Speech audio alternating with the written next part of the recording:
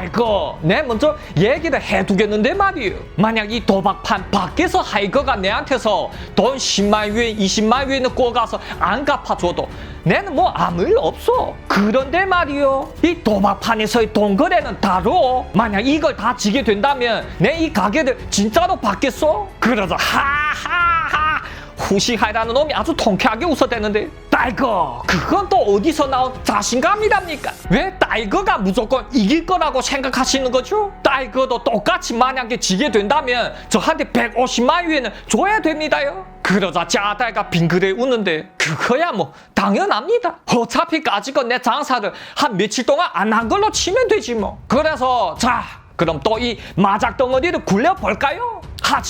하지만 말입니다. 그 호싱하이라는 놈이 스톱을 하는데, 딸거 그 150만 위엔 어치를 마작으로 하게 된다면 그 거의 밤을 새야 되잖아요. 근데 저는 이제 허리가 아파서 더 이상은 못해요. 그러니 자, 이러는 게 어떻겠습니까? 우리 마작은 말고 그냥 짜릿하게 포커 카드로서 이 단 한 방에 승부를 보는 겁니다. 딸 거랑 제가 무작위로 한 장씩 뽑아서 이 더 큰 숫자가 돈을 다 가는 거죠. 뭐 어떻습니까? 그러자 이 짜달뿐만이 아니라 곁에서 리정광과 최이즈광까지 화들짝 놀라는데, 아니 그냥 이 52장 카드 중에서 무작위로 한 장을 뽑아서 승부를 본다? 이만큼 간단하고 폭력적인 도박 노름이 어디 있겠냐고요. 하지만 그래요?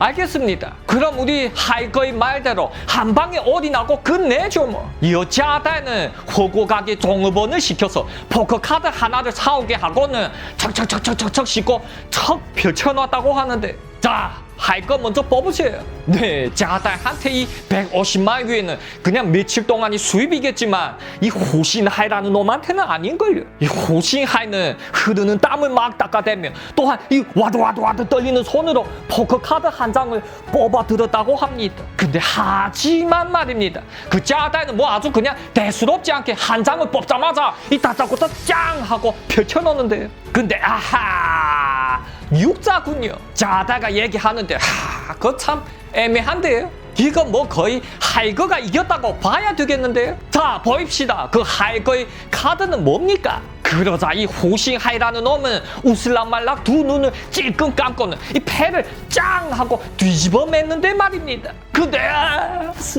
숫자 4인데, 아니 그 많은 패들 중에서 하필이면 6자보다도 더 못한 4자라며. 그 호싱하이는 얼굴이 새하얗게 질리면서 이 털썩 주저앉았다고 하는데, 하지만 하하하 자다가 얘기하는데, 아이고 이거 참으로 미안하게 됐습니다. 하지만 도박판에서의 룰은 그것도 룰이니까 내 그래도 받아야 쓰겠는데 어떻게 괜찮죠? 그러자 호싱하이라는 놈은 괜찮습니다요. 원래 이런 아찔아찔한 맛을 노름질을 하는 게 아니겠습니까? 자, 제가 명의를 바꿔드리겠습니다. 그렇게 짜다가 불러온 회계가 문서를 작성하여 바로 그날 밤 호싱하이 건물이 짜달 거로 바뀌었다고 하는데, 이어 기분이 아주 째지게 좋아진 이것들은 며칠 동안 밤을 새면서 놀아댔다고 합니다. 그 2,000평이나 되는 큰 건물을 하나 얻었는데 그까지 술을 못 사주겠습니까? 그렇게 일주일이 지난 뒤 마산이 찾아와서 얘기를 하였다고 하는데, 딸거 그 호싱하이라는 엄마한테서 받은 건물과 땅 말입니다. 우리 함 찾아가서 봐야 되는 게 아니겠습니까? 그 레스토랑을 하는 가게라고 하던데, 그럼 그쪽의 관리층을 싹 다 우리 쪽의 애들로 물갈이를 해놔야죠. 그래야 이게 우리 가게로 되는 게 아니겠습니까? 그러자 짜달도 이 머리를 끄덕이면서 리정광한테 전화를 했었다고 하는데, 예, 꽝거 저 그 산시성으로 저번에 그 도마판에서 딴 건물을 구경하러 좀 가려고 하는데 어떻게 꽝거 함께 가실 겁니까? 하고요. 하지만 리정광은, 딸거 저 요즘 술 장사를 새로 시작해서 이래저래 만나볼 사람들이 좀 많네요. 하지만 대신 저 그 산시성 따통 쪽에 친구 있습니다. 내 그 친구 놈을 보고 딸거를 쭉 다 안배를 하라고 할게요. 하지만 자다는 아닙니다 꽝거 저도 그냥 간단하게 가서 그냥 그 가게나 둘러보고 돌아올 겁니다.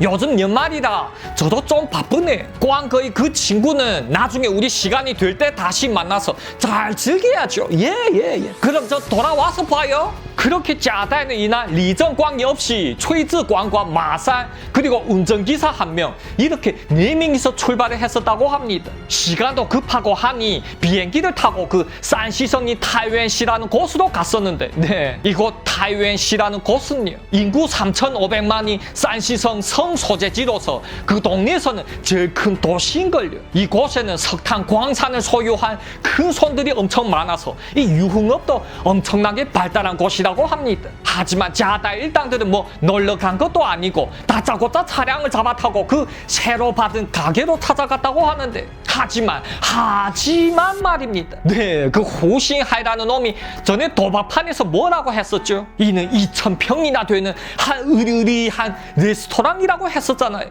아니 근데 이거 뭐 으리으리는 개뿔이고 영업을 접은 지 얼마나 되었는지 이 가게 간판이며 창문들에 이 거미줄까지 막 끼어있는 게 아니겠습니까? 이 가게 주위에는 인기척 하나 없었고 문어구에는 또한 국다란 이 쇠로 만든 열쇠가 떡하니 잠겨져 있는 게 아니겠냐고요. 그러자 짜다가 어기막혀 오는데 역시 도마판에서의 말은 믿을 바가 안 되겠죠. 하지만 그나마 후싱하이라는 놈한테서 받은 열쇠가 있었으니 이 찰컹 열고는 들어가 봤는데 말입니다. 아니 근데 그 안으로 들어가 보던 자다와 최즈광과 마산이 두 눈이 더더욱 휘두그레해졌다고 하는데 그럼 왜냐고요? 그 호싱하이라는 놈이 얘기를 한 건 이건 최고급 레스토랑이라고 했었는데 이건 뭐죠? 그 안은 거의 100여 개의 단독 유리룸으로 쫙 진열되어 있었는데 이건 그냥 아무리 봐도 이건 그냥 떡집인데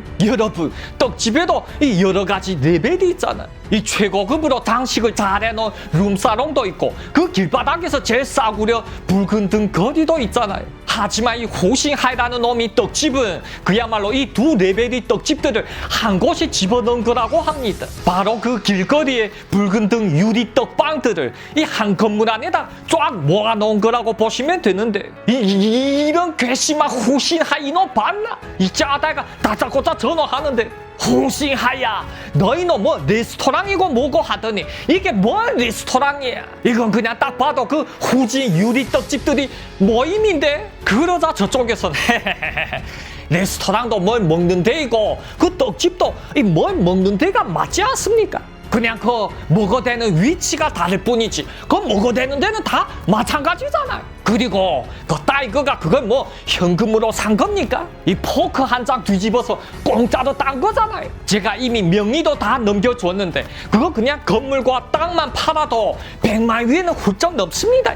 그럼 뭐 그게 된 게가 아니겠습니까? 그러자 자다도 뭐 더 이상 할 말이 없는데 만약에 이걸 자기 돈을 주고 산 거라면 따질 필요라도 있겠는데 이 도마판에서 오간 걸 갖고 뭘 따지겠냐고요. 하지만 일단 이 다 곁에서 마산이라는 놈이 무릎을 탁 치는데 따이거 이거 우리가 계속하여 운영합시다. 잘 보십시오 따이거 여기는 이거 그냥 일반 떡집들이 아닙니다요. 그러자 이거 뭐 또 뜬금없는 소리라죠. 그렇게 짜다와 최즈광도 이 자세히 훑어보는데 네, 이 떡집은 비록 매우 누추해 보였었지만 특색이 있었다고 하는데 그 안에는 100여 개의 유리들로 된 떡방들이 다 따로 있었는데 말입니다. 근데 그 여러 유리로 되어 있는 문 앞에는 다들 이 훌떠러 벗은 야한 사진들로 이 떡떡떡떡 붙어 있는 게 아니겠습니까? 하지만 보통 이러한 떡방들에서는 다들 그 몸매가 죽이는 이 서양 여자들이